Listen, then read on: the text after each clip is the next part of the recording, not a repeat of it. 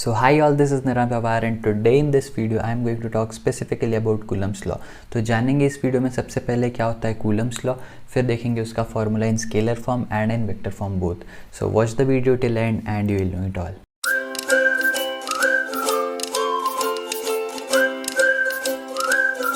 तो सबसे पहले समझ लेते हैं कूलम्स लॉ है क्या चीज़, राइट.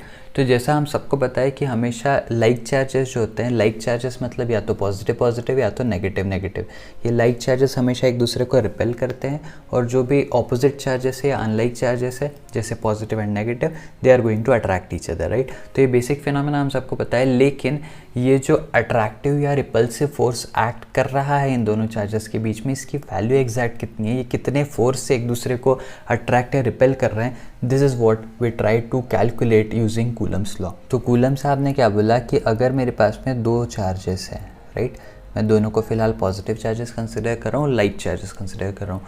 अगर मेरे पास दो चार्जेस है, पहले का चार्ज है Q1 और दूसरे का चार्ज है Q2, राइट, और ये दोनों चार्जेस सेपरेटेड है बाय डिस्टेंस r. सही है. R is the distance between two charges Q1 and Q2, and now what is the force that will be acting between them? तो definitely the nature of force is going to be the repulsive force, लेकिन इसकी value कितनी होगी? Coulomb's law के हिसाब से the force which is acting between these two charges is directly proportional to product of the charges, राइट. तो ये जो दो चार्जेस हैं इनके प्रोडक्ट से डायरेक्टली प्रोपोर्शनल होगा फोर्स और इन्वर्सली प्रोपोर्शनल होगा किससे? Square of distance between them से, राइट. तो this is very much similar to the gravitational force जो हम देखते हैं, राइट. तो ग्रेविटेशनल फोर्स जो आप लोगों ने पढ़ा हुआ होगा अपने प्रीवियस क्लासेस में, उसमें आपको पता होगा कि gravitational force is directly proportional to product of masses and inversely proportional to square of distance. यहाँ पे भी बिल्कुल सेम है, बस दो मासेस की जगह दो चार्जेस हैं, right. And then depending upon the nature of charge, the nature of force could be attractive और repulsive, but the magnitude will be the same, right. तो क्या होगा, इसको मैं अगर फॉर्मूला के फॉर्म में लिख लूँ तो मैं इसको लिख सकता हूँ F इज इक्वल्स टू एक कांस्टेंट आएगा K and this will become Q1 into Q2 upon R का स्क्वायर, राइट है. तो this becomes the formula to calculate the force between any two charges, right. तो यहाँ पर ये जो K है प्रोपोर्शनैलिटी कांस्टेंट, इसकी वैल्यू होती है 1 upon 4 pi epsilon naught Q1 Q2 upon R square, right. तो K की वैल्यू मैंने डाल दी 1 अपॉन 4 पाई एप्सिलॉन नॉट और मैंने इस फॉर्मूले को लिख दिया 1 upon 4 pi epsilon naught Q1 Q2 upon R square. This becomes the formula for force for calculating the force between two charges, be it attractive और be it repulsive, right. And now if I talk about the unit of these things, तो ध्यान से देखेंगे. सबसे पहले तो force जो है, फोर्स का यूनिट क्या होता है? न्यूटन. ऑफकोर्स हम सबको पता है, राइट. अब मैं कैलकुलेट करने का ट्राई करता हूँ what is the value of this K and what is the unit for this, right. तो जो वैल्यू है K की, that is 1 upon 4 pi epsilon not, इसकी वैल्यू होती है 9 इंटू 10 रेज़ टू पावर 9, ठीक है. और इसका यूनिट क्या होगा? तो यूनिट बहुत सारे लोग स्ट्रगल करते हैं इस चीज़ में कि सर K का यूनिट नहीं याद होता, कैसे याद करें. याद मत करो, याद करने की कोई ज़रूरत ही नहीं. अगर आप ये फॉर्मूला जो आपके पास लिखा हुआ है फोर्स का, F is equals to K into Q1 Q2 upon R square, इसी फॉर्मूले को रीअरेंज करके K का फॉर्मूला लिखो. K का फॉर्मूला क्या हो जाएगा? It will become F R square upon Q1 into Q2, right. Force का यूनिट क्या है? न्यूटन है. डिस्टेंस R क्या था? डिस्टेंस था. R का यूनिट क्या होगा? मीटर. तो ये आ जाएगा मीटर का स्क्वायर. और नीचे क्या है? Q1 Q2 दोनों चार्जेस है. चार्जेस का यूनिट क्या होता है? कूलम. तो कूलम इंटू कूलम जो है वो जाएगा कूलम स्क्वायर. तो यूनिट क्या मिला मुझे? न्यूटन मीटर स्क्वायर पर कूलम स्क्वायर. तो ये हो जाएगा न्यूटन मीटर स्क्वायर पर कूलम स्क्वायर, राइट. तो मेरी K की वैल्यू कितनी होती है? It is 9 into 10 raise to power 9 newton metre square पर कूलम स्क्वायर. सही है. तो ये हो गई मेरी K की वैल्यू. अब यहाँ पर जो 1 अपॉन 4 पाई एप्सिलॉन नॉट दिख रहा है, इसमें जो एप्सिलॉन नॉट है दैट स्टैंड्स फॉर परमिटिविटी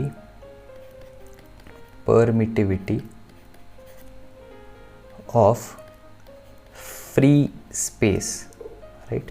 और इसका मतलब क्या होता है? This is basically the property of material, जिस मटेरियल के अंदर हम इन दो चार्जेस को रख के उनके बीच का फोर्स कैलकुलेट कर रहे हैं। तो यहाँ पे एप्सिलॉन नॉट जो लिखा हुआ है, जब तक उसके नीचे नॉट लगा हुआ है, जब तक उसके नीचे वो ज़ीरो लगा हुआ है, तब तक उसका मतलब होता है कि all of this is happening in vacuum. लेकिन जैसे आप मीडियम चेंज कर दोगे, सपोज आप यही दो चार्जेस को पानी के अंदर ले जाके उनका फोर्स कैलकुलेट कर रहे हो, ग्लास के अंदर ले जाके उसका फोर्स कैलकुलेट कर रहे हो, इन सारे केसेस में epsilon naught will get replaced by epsilon and that epsilon value would be corresponding to whatever material you are using। ठीक है, तो बेस्ड ऑन जिस भी मटेरियल के अंदर आप वो दो चार्जेस को रख के उनके बीच का फोर्स कैलकुलेट कर रहे हो, उसके हिसाब से आपकी एप्सिलॉन की वैल्यू आएगी और उस एप्सिलॉन के हिसाब से आपकी के की वैल्यू भी चेंज होगी। तो यहाँ पे जो मैंने आपको के की वैल्यू बताई है that is only for vacuum. ठीक है, और ये जो एप्सिलॉन नॉट होता है, मतलब स्पेसिफिकली फॉर वैक्यूम, ये एप्सिलॉन नॉट की वैल्यू होती है 8.85 इंटू 10 का पावर -12, राइट। और इसका भी यूनिट क्या होगा, कैसे कैलकुलेट करेंगे, अगेन बहुत सिंपल, मैं के का यूनिट ऑलरेडी निकाल चुका हूँ, राइट। और के की वैल्यू क्या है, K is equals to 1/4 pi epsilon naught.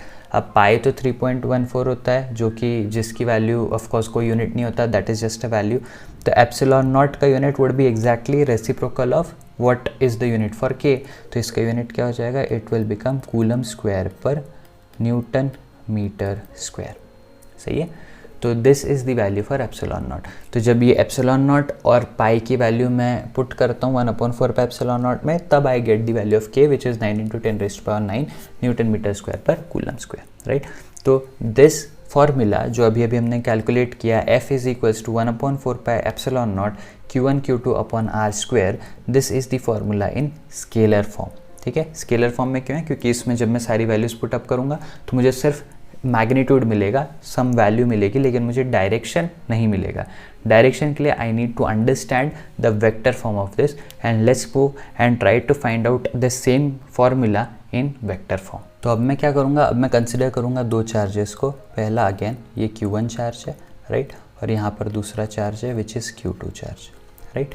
और मैं इन दोनों चार्जेस को ओरिजिन से देख रहा हूँ, सही है। तो इफ सपोज ये मेरे कोऑर्डिनेट सिस्टम का ओरिजिन है, ठीक है, ये मेरा ओरिजिन है एक्स एक्सिस और वाई एक्सिस, क्योंकि वेक्टर फॉर्म में लिखने के लिए मुझे डेफिनेटली कोई एक रेफरेंस पॉइंट तो लेना ही पड़ेगा।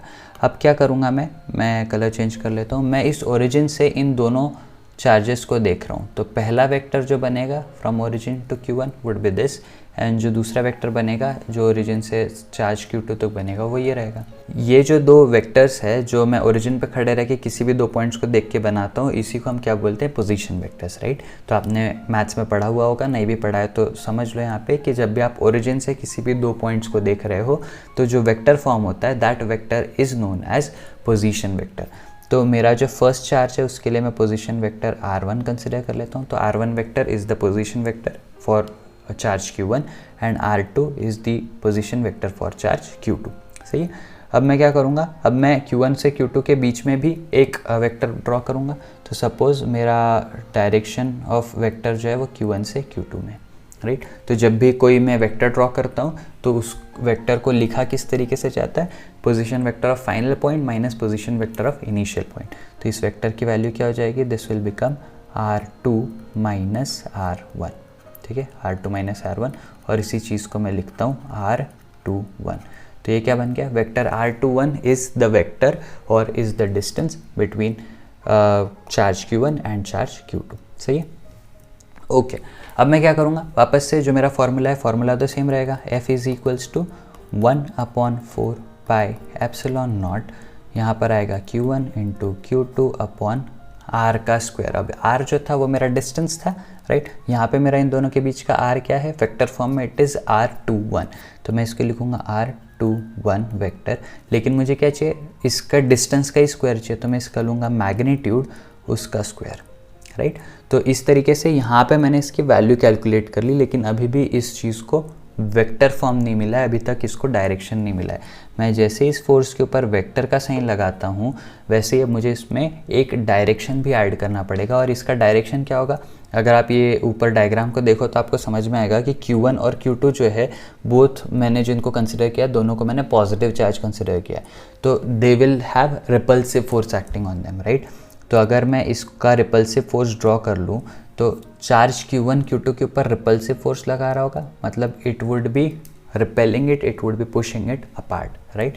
तो क्या होगा, ये इसमें लिखूंगा मैं इसको F21, इसका मतलब क्या है F21, ये वेक्टर ड्रॉ कर देता हूँ। F21 का मतलब क्या है कि force acting on charge Q because of charge 1, ठीक है। तो यहाँ पे जो मैं फॉर्मूला कैलकुलेट कर रहा था, ये फॉर्मूला भी मैं किसका बना देता हूँ, F21 का, force on charge 2 because of charge 1, ठीक है। नोटेशंस को याद रखना, बिकॉज नोटेशंस को स्टार्टिंग में समझने में थोड़ा कन्फ्यूजन होगा, नहीं समझ में आए या भूल जाओ तो वीडियो को वापस पीछे ले जाना और फिर से देखना।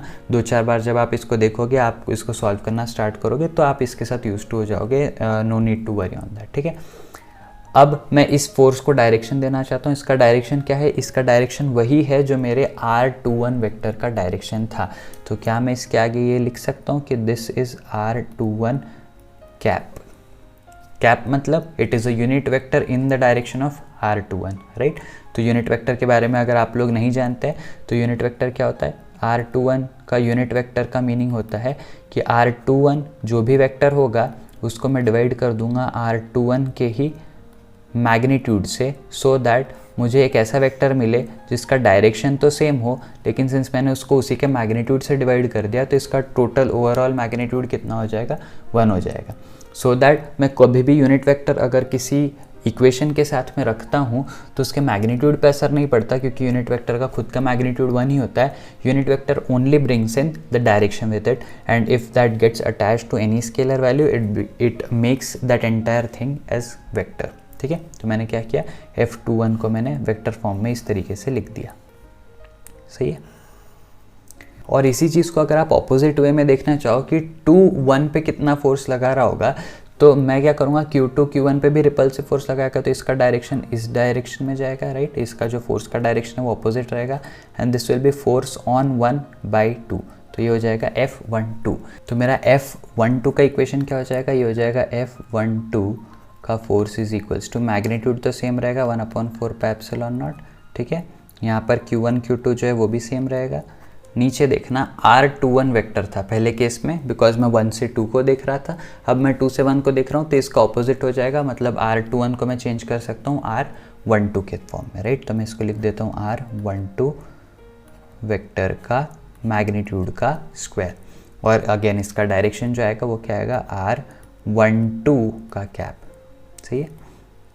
तो ये एक मेरा फॉर्मूला बन गया फॉर फोर्स 1-2, ठीक है। मैंने क्या किया, सिर्फ 1 और 2 को आपस में इंटरचेंज किया, so I got it in the other way, ठीक है। और ये बात हमेशा याद रखना कि R12 जो है ये हमेशा R21 के ऑपोजिट रहेगा, है ना, क्योंकि दोनों का डायरेक्शन ऑपोजिट है। R12 अगर इस डायरेक्शन में तो R21 ऑपोजिट डायरेक्शन में रहेगा, इसलिए इन दोनों के बीच में अगर आप इनको इक्वेट करते हो तो मैग्नीट्यूड वाइज तो इक्वल है, लेकिन ये दोनों वेक्टर्स डायरेक्शन वाइज ऑपोजिट है, इसलिए इनके बीच में माइनस साइन लगता है, सही है। तो इसीलिए अगर आप फर्स्ट फार्मूला में भी F21 वाले फार्मूला को ही अगर आप F12 के लिए चेंज कर रहे हो, तो जैसे ही आप R21 के जगह माइनस ऑफ R12 डालोगे तो आपका सारा चीज़ जो है वो अकॉर्डिंगली चेंज हो जाएगा, एंड यू विल गेट कि आपका जो F21 है वो नेगेटिव के फॉर्म में आ रहा है, दैट इज़ बिकॉज कि उसका जो डायरेक्शन है वो अपोजिट है। तो आई होप आपको कूलम्स लॉ जो है वो स्केलर फॉर्म में भी समझ में आ गया होगा और वेक्टर फॉर्म में भी समझ में आ गया होगा।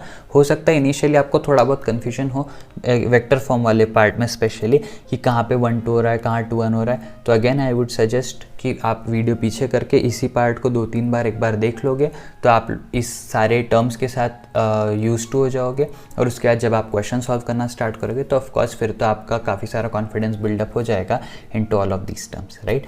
अगर आप लोगों ने वीडियो यहाँ तक देखा है तो आई होप कि this video might have added at least some value to your knowledge, and if that is the case then please like the video, subscribe to my channel and hit the bell icon, so that जब भी मैं next video इस series का upload करूँ तो you get the notification of that. Also अगर आपके कोई भी फ्रेंड्स इनमें से कोई भी टॉपिक से स्ट्रगल कर रहे हो तो उनके साथ ये वीडियो शेयर करना भी मत भूलना, that would be a great help for them and for me, both of us. So I will soon come up with the next video of this series. Till then, be happy, be safe, take care, bye bye.